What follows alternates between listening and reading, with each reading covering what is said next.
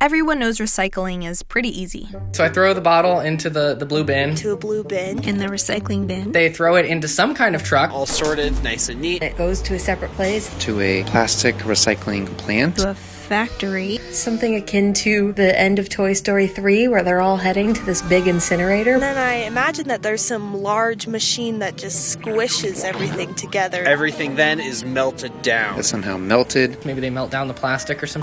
From there, it can be reshaped into sheets of plastic. Like a park bench. You hear about sneakers being turned into basketball court. That turns into new things. Recycling. Turns out, that's not the whole truth, especially for plastic. This is actually propaganda we've been spoon-fed since we were kids in commercial after commercial. People start pollution. People can stop it. Who's behind a lot of this messaging? The industry that produces plastic and the retailers who sell it to us.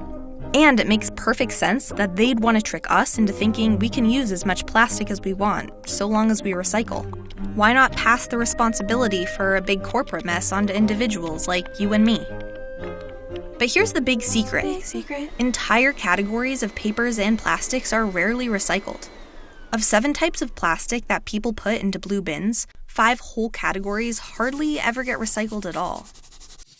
According to the EPA, in 2017, as little as 8.4% of our discarded plastic went through that magic recycling process. What happened to the rest? You probably guessed it. Minus the plastic that ends up in the ocean. To make it worse, we used to export 1/3 of our recycling, a whopping 20 million tons a year, and pay countries like China to deal with it for us. That game's over. China's basically told us no more, followed by the Philippines and Malaysia. This recycling shutout has caused hundreds of American municipalities to cut down or totally cancel their recycling programs. In Eugene, Oregon, We can't even recycle our milk cartons or our yogurt containers anymore. you might be thinking, if so little is actually getting recycled, why does everything we buy seem to have that symbol on it? Great question. Let's ask the FTC. That's the entity set up to protect American consumers like you and me by setting rules on consumer labeling. But their guidelines around recycling are a bit confusing. Basically, to earn this symbol, 60% of the people who buy that product should be able to recycle it, which seems to mean 60% of buyers of that product would live in a place that can break down and reuse that thing. But then it gets more complicated. Like if a shower curtain package says recyclable, but either the curtain or the package isn't recyclable, then that's considered deceptive. But if it's a bottle instead of a curtain and it's the cap instead of the package that's not recyclable, then it's totally fine unless the bottle has a non-recyclable wrapping or is contaminated with food.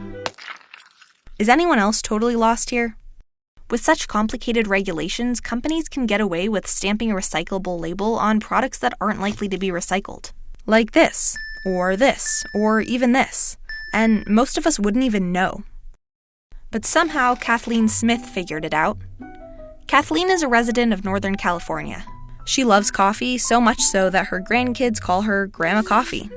And she loves being eco-friendly, so someone gifted her a Keurig machine. The pods had that nice little recycling symbol, and the box even said, "Have your cup and recycle it too." But those pods weren't actually recyclable. She took Keurig to court to sue them for false advertising. Keurig changed some of its labels, but then they tried to dismiss the case, essentially claiming what had happened hadn't hurt Kathleen. But the court disagreed. Kathleen could have been hurt if she was misled and paying more for something she thought was recyclable. And now a whole bunch of other Kathleens are lining up in a potential class action suit against Keurig. This lawsuit might eventually cause one company to clean up its act. But short of millions of crusading Kathleens in court cases, how are we going to clean up the entire plastic-pushing industry? What we really need is the FTC to write some clear regulations and introduce costly penalties.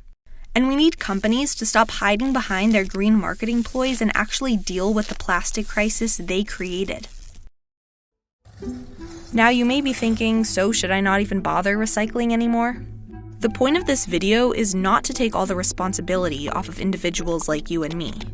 Please keep recycling stuff that's recyclable. But we've been made to feel that as long as we put our plastic in the blue bin, we've done our part, and that's just not true. The best thing we can really do is start buying as if nothing gets recycled. Because that's pretty much what's going on. It's ridiculous that we had to pull this out of the trash can for this video.